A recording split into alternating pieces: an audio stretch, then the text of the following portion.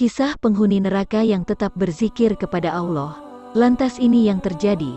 Neraka adalah tempat yang penuh kesengsaraan yang diperuntukkan bagi manusia yang durhaka.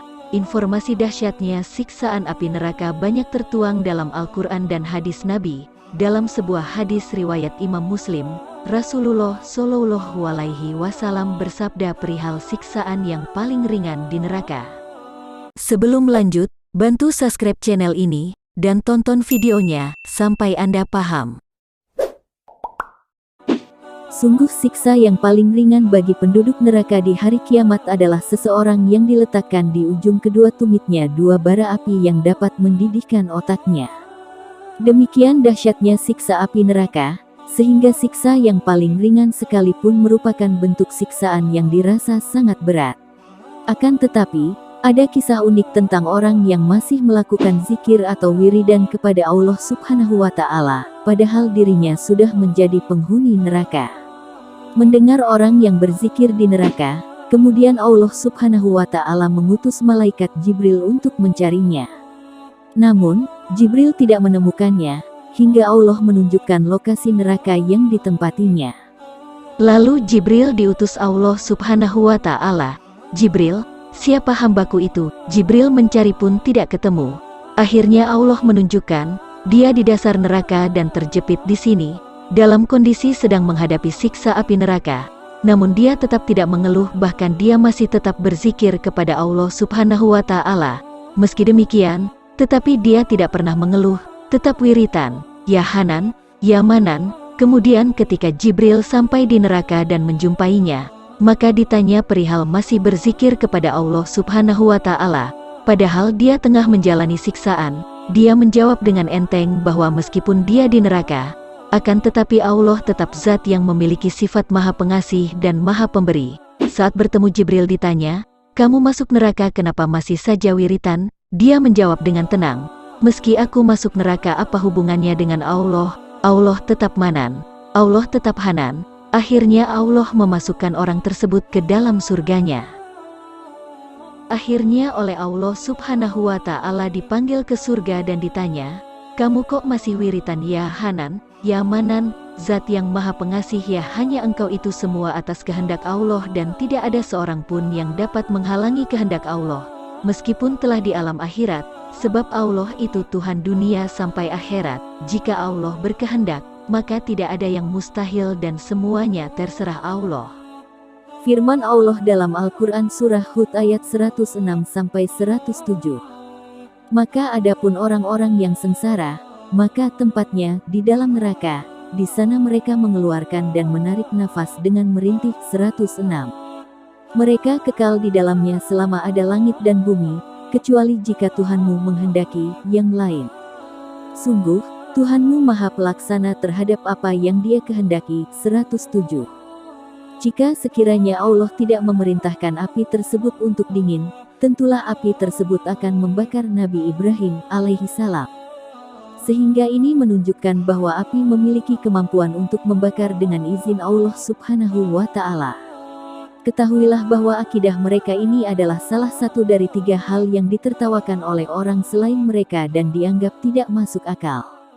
Tentunya benar bahwa kita bingung dengan akidah mereka seperti ini, adapun kita meyakini bahwa pisau ataupun api memiliki kemampuan. Mereka berpendapat demikian karena mereka meyakini bahwa semua yang terjadi atas kehendak Allah Subhanahu wa Ta'ala, dan tidak boleh ada yang berkuasa di dalam alam semesta ini kecuali Allah, sehingga manusia memang memiliki kemampuan namun tidak memiliki pengaruh. Kalau dikatakan bahwa manusia memiliki kemampuan yang berpengaruh, maka yang berkata demikian menurut mereka telah berbuat syirik. Oleh karena itu, inilah bantahan bagi mereka, yaitu Nabi Shallallahu Alaihi Wasallam sendiri yang menetapkan adanya kehendak manusia, sehingga Allah Subhanahu wa Ta'ala memiliki kehendak dan manusia juga memiliki kehendak. Manusia hanya berencana, akan tetapi hanya Allah yang akan menentukan. Sering kita mendengar kata, tugas manusia hanya berusaha dan berdoa, namun hasilnya hanya Allah yang akan menentukan. Sehebat apapun manusia berusaha dan sesering apapun manusia berdoa, namun jika Allah belum mengijabah, belum menentukan atau belum mengabulkan, maka hasil tersebut juga tidak akan didapat. Allah Maha Tahu segala hal yang terbaik untuk hambanya. Dan barang siapa berusaha, maka sesungguhnya usahanya itu untuk dirinya sendiri. Al-Ankabut 6.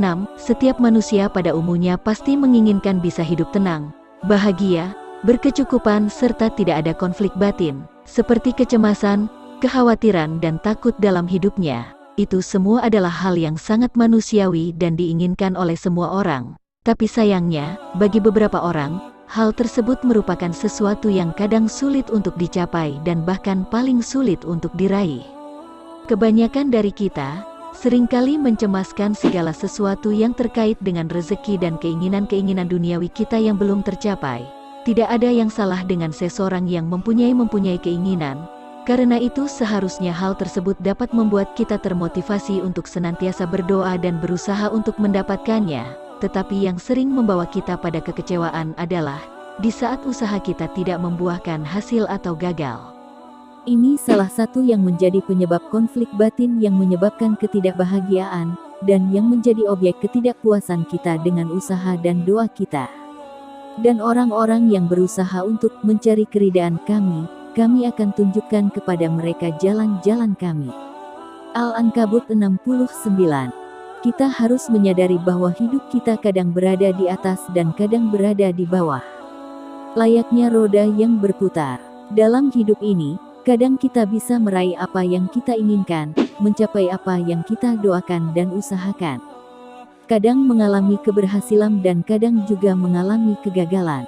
Tidak ada seorang pun manusia yang tahu apa yang akan terjadi pada dirinya esok hari, 1 jam kemudian atau semenit kemudian. Sebagai manusia, kita hanya bisa berusaha dan berdoa disertai dengan tawakal kepada Allah Subhanahu wa Ta'ala. Dalam berusaha untuk mencapai apa yang kita inginkan, sebaiknya kita berusaha dan ikhtiar sebaik mungkin dan semaksimal mungkin, namun tetap menyerahkan segala hasil dari usaha yang kita lakukan kepada Allah Subhanahu wa Ta'ala, dan hanya mengharap ridho Allah. Karena Allah Subhanahu wa Ta'ala lah yang berhak menentukan. Allah Subhanahu wa Ta'ala Maha Kuasa atas segala sesuatu dan Allah Subhanahu wa Ta'ala Maha Tahu apa yang paling baik dan paling cocok untuk kita. Tak seorang pun mengetahui berbagai nikmat yang menanti, yang indah dipandang sebagai balasan bagi mereka atas apa yang mereka kerjakan. As-Sajdah 17. Dialah Allah Subhanahu wa Ta'ala yang berhak menentukan segalanya, karena setiap kejadian, apakah itu kejadian baik atau buruk yang menimpa segenap insan di bumi ini, merupakan bagian dari skenario Allah Subhanahu wa Ta'ala, bagian dari apa yang sudah digariskan Allah dan semuanya sudah tertuang dalam Lauhil Mahfuz. Begitu juga di saat Allah memberikan manfaat, kebaikan, atau suatu kesulitan, musibah, pada seseorang. Tentunya hal ini juga pasti mengandung hikmah di dalamnya. Manusia memang boleh berharap dan berencana tentang apa saja yang diinginkan, apa saja yang diharapkan. Akan tetapi Allah satu-satunya yang berhak menentukan hasil akhirnya. Ini berlaku bagi siapapun seorang hamba. Oleh karena itu, apapun yang kita usahakan dan harapkan, tetap harus ada ruang, waktu dan tempat yang kita sediakan untuk Allah. Sebuah waktu, ruang khusus, yang merupakan waktu kita untuk berdoa dan berusaha, dengan berkeyakinan penuh bahwa usaha yang kita lakukan atas kehendak Allah Subhanahu wa Ta'ala, yang benar-benar berada di luar kuasa dan jangkauan kita, yang mana dalam ruang keyakinan ini, kita hanya bisa menyikapinya dengan cara berdoa, berharap dan bertawakal kepadanya. Wallahu a'lam bishawab.